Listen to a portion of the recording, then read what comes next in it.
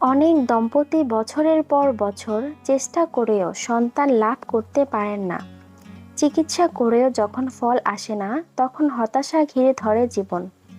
কিন্তু জানেন কি, বিজ্ঞান এবং ইসলাম দুটোই এমন কিছু বিষয়ের কথা বলে যা সন্তান হওয়ার সম্ভাবনা বাড়াতে সাহায্য করতে পারে। আজকের ভিডিওতে জানবেন কোন অভ্যাস ফার্টালিটি বাড়ায়, কোন ভুলগুলো সন্তান ধারণে বাধা দেয়, কোরআনের শক্তিশালী দোয়া এবং সে একটি ফর্মুলা যা বদলে দিতে পারে আপনার জীবন। 1. স্ট্রেস কমানো খুব জরুরি। বিজ্ঞান বলছে অতিরিক্ত মানসিক চাপ বা স্ট্রেস সন্তান ধারণের বড় বাধাগুলোর একটি। যখন একজন মানুষ সব সময় দুশ্চিন্তায় থাকে, তখন শরীরের গুরুত্বপূর্ণ হরমোনের ভারসাম্য নষ্ট হয়ে যায়। ফলে নারীদের ওভুলেশন এবং পুরুষদের স্পার্ম কোয়ালিটি ক্ষতিগ্রস্ত হতে পারে। 2. পর্যাপ্ত ঘুম ফার্টিলিটি বাড়ায়। প্রতিদিন 7 থেকে 8 ঘন্টা ভালো ঘুম শরীরকে সুস্থ রাখে এবং হরমোন ঠিক রাখতে সাহায্য করে। রাত জাগা, অতিরিক্ত মোবাইল ব্যবহার এবং অনিয়মিত জীবনযাপন সন্তান ধারণে সমস্যা তৈরি করতে পারে। 3. স্বাস্থ্যকর খাবার গুরুত্বপূর্ণ। বিশেষজ্ঞরা বলেন ফাস্টফুড কমিয়ে পুষ্টিকর খাবার খেলে ফার্টিলিটি ভালো থাকে। উপকারী খাবার: ডিম, দুধ, খেজুর, বাদাম, মাছ, শাকসবজি, ফলমূল। অতিরিক্ত জাঙ্ক ফুড ও কোমল পানীয় শরীরের ক্ষতি করে। 4. স্বামী স্ত্রীর সম্পর্ক ভালো রাখা।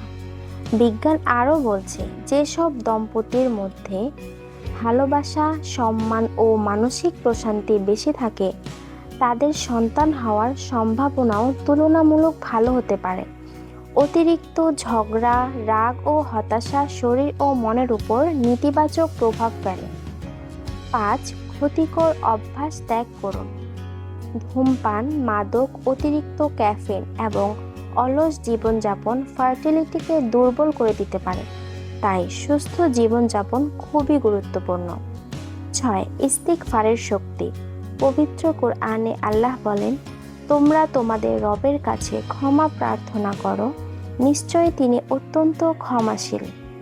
তিনি তোমাদের ধন সম্পদ ও সন্তান সন্ততি দ্বারা সাহায্য করবেন।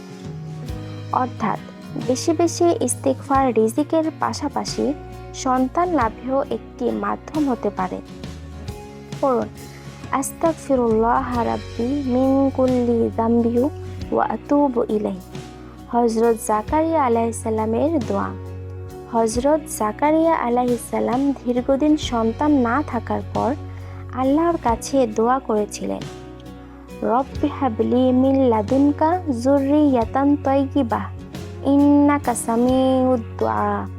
অর্থ, হে আমার পালনকর্তা, আমাকে আপনার পক্ষ থেকে একটি পবিত্র সন্তান দান করুন, নিশ্চয় আপনি দোয়া শ্রবণকারী। সূরা আল ইমরান 38।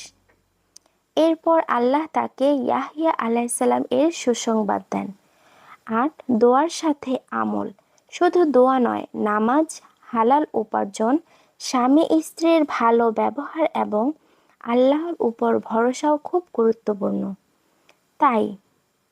তাহলে সে ফর্মুলা কি? আল্লাহর উপর ভরসা রেখে স্ট্রেস। ভিডিওটি ভালো লাগলে শেয়ার করুন, হয়তো আপনার একটি শেয়ারে কারো জীবনের সুখবরের কারণ হতে পারে। কমেন্ট